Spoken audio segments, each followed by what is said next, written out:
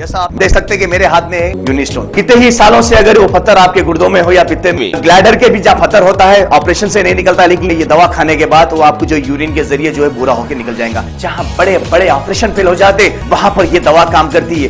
गुर्दे और पित्ते की पथरी ये प्रोडक्ट से गल जाती है, फिर दोबारा पथरी फॉर्म होने नहीं देती और इसमें कोई साइड इफेक्ट भी नहीं है। मेरे को पित्ते में कंकर आ गया था, मैडम दवा दी और मैं अच्छी हो गई। Contact 9703939436 R&S Unani Pharmacy, first floor opposite Canara Bank, Bahadurpura, X Road, Hyderabad।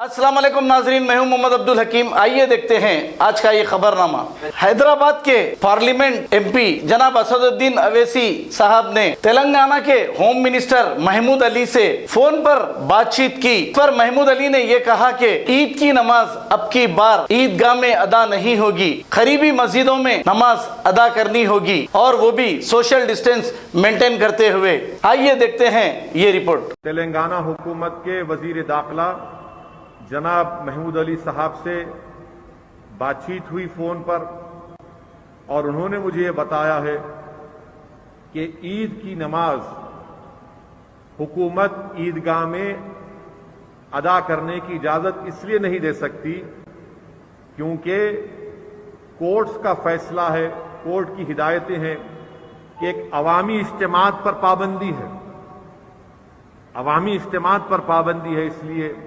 Telangana हुकूमत अनकरीब में फैसला लेगी कि ईदगाह में जाकर वो अवाम अपनी ईद की नमाज अदा ना करें बल्कि अपने महल्लों की मसाजिद में अदा करें। मैं तो आपसे गुजारिश ये भी करूंगा कि उलमाओं से, हमारे मुफ्ती साहब अनवार निज़ामी साहब यहाँ पर तशरीफ फरमा है, जितने भी मोअज़्ज़िज़ उलमा इकराम हैं वो इस बात का फैसला लें कि क्या हम तेलंगाना में ईद की नमाज एक या दो जमात बना सकते, इजाजत है उसकी।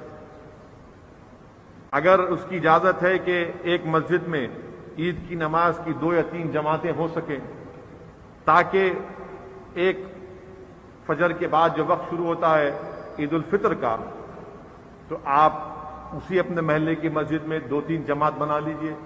सोशल डिस्टेंसिंग को बरकरार रखकर आप अपने अपने महल्ले जात में अपनी ईद की नमाज को अदा करिए। खबर है शहर की, खबर है गाँव की, खबर है सारी दुनिया की। 7H न्यूज पसंद आए तो लाइक कीजिए, शेयर कीजिए और सब्सक्राइब करना ना भूलें। 7H news.